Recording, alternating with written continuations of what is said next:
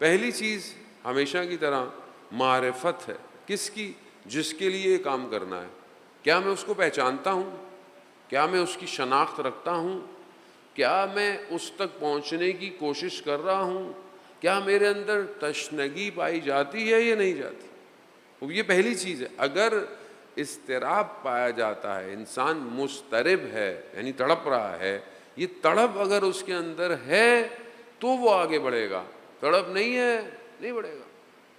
کسی شخص کو ضرورت ہے، شہید مطہری اپنی کتاب میں ایک واقعے کو بیان کرتے ہیں سمجھانے کے لیے، ایک مقولہ بیان کرتے ہیں. کیا کرتے ہیں کہ ایک شخص ہے جس کو بہت جلدی، وہ کہتے ہیں کہ کم سے تہران جانا ہے، ایک شہر سے دوسرے شہر جانا ہے، اس کو جلدی ہے. درمیان میں دریا ہے، پانی ہے.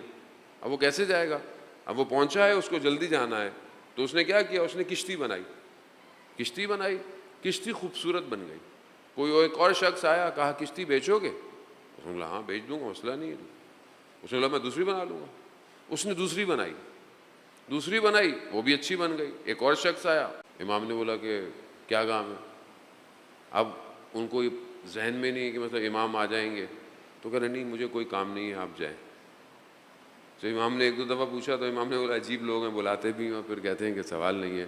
جتنی دیر میں اس کو احساس ہوا امام آگے جا چکے تھے.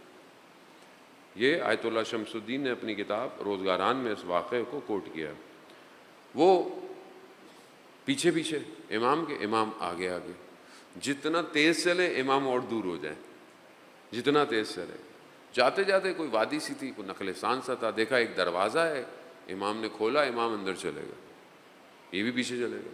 انہوں نے دروازہ کھٹکھٹایا، کوئی شخص باہر آیا، کہا مجھے امام سے ملنا ہے. کہا اچھا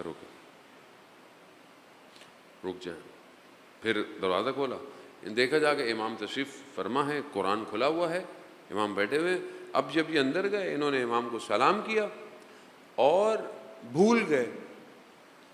امام کو دیکھ کر، ارے امام ہے، وہ خوش قسمت تھے بہرحال امام کو دیکھا. امام کو دیکھ کر بھول گئے سوال کیا کرنے تھے، بھول گئے. امام سے التماس دعا کی اور دعا کی درخواست کی اور باہر آ گئے. باہر جیسے ہی آئے تو ایک دم یاد آیا مجھے تو امام سے سوال پوچھنے تھے. پھر دوبارہ دروازے کو دق الباب کیا، دیکھا وہ شخص باہر آیا، کہا مجھے امام سے ملنا. کہا امام تو نہیں ہے. کہا کیسی باتیں کر رہے ہیں آپ، جھوٹ بول رہے ہیں آپ، ابھی تو امام تھے. تو وہ شخص تھا، وہ کہنے لگا آپ مجھ پر تہمت لگا رہے ہیں، آپ نے جھوٹ کا الزام میرے پہ لگایا، آپ کیسے کہہ رہے ہیں؟ کہہ رہے نہیں میں ابھی اندر سے آیا ہوں. کہا مگر ابھی نہیں ہے، اس وقت تھے، ابھی نہیں ہے امام. ہاں لیکن ایک امام کا شاگرد ہے، اگر سوال پوچھنا ہے تو آ جاؤ. وہ اندر گئے تو دیکھا اندر سید ابو الحسن اصفہانی جو اپنے زمانے کے مراجع تھے نجف میں، وہ بیٹھے ہوئے تھے. انہوں نے سوال پوچھے، انہوں نے جواب دے دی، یہ مطمئن ہو گئے. اب یہ واپس آئے تو نجف آتے ہوئے ان کے ذہن میں خیال آئے کہ یہ واقعاً سید ابو الحسن اصفہانی، یعنی وہ اس مقام پہ ہیں کہ وہ امام کی جگہ پہ بیٹھے ہوئے. اب یہ ایک وسوسہ ہوتا ہے نا شیطان کا، کہ مطلب ایک اتنی بڑی شخصیت ہے، وہ اتنا بڑا وہ ہے، سب کچھ ہے. ابھی یہ سوچ رہے تھے تو انہوں نے چلتے ہیں سید ابو الحسن اصفہانی کے گھر چلتے ہیں.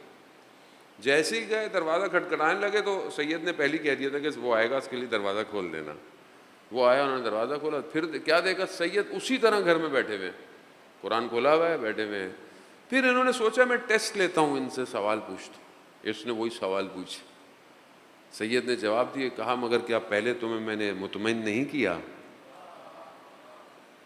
اذان محترم، اگر انسان، اب سید ابو الحسن اصفہانی کی شخصیت واقعہ میں کئی دفعہ پڑھ چکا ہوں، ان کے جوانی سے لے کر کے کیسے وہ اپنے امام سے متصل ہوئے. صرف اس پورے واقعے کا ایک چیز پیش کرنی ہے، اس لیے میں نے واقعہ پیش کیا. ان کو شروع سے یہ تھا کہ جب وہ اصفہان کے قریب گاؤں میں رہتے تھے، وہ اس لیے طالب علم بنے تھے کہ انہوں نے کہا مجھے امام کی نوکری کرنی ہے. جبکہ ان کے والد صاحب آئے ایک دفعہ ان کی حالت دیکھ کر ان کو لے کے جا رہے تھے، تو اس وقت بھی انہوں نے خدا کی بارگاہ میں دعا کی کہ پروردگار مجھے اس غربت فقر کے عالم میں رہنا قبول ہے، مگر میں امام کی نوکری نہیں چھوڑ سکتا. یہ تڑپ. یہ ضروری نہیں ہے کہ صرف سامنے شخص کو مجتہد ہو, کوئی عالم ہو, ہاں کوئی بھی شخص ہو سکتا ہے, کسی بھی طریقے کا شخص ہو سکتا ہے, کوئی بھی شخص جو اپنے اندر اس قابلیت کو پیدا کرے اور اپنے آپ کو اس مقام پر لے کر جائے کہ جہاں اسے استعمال کیا جائے. تو کیا ہم اپنی زندگی کے اندر اس اضطراب کو سمجھتے ہیں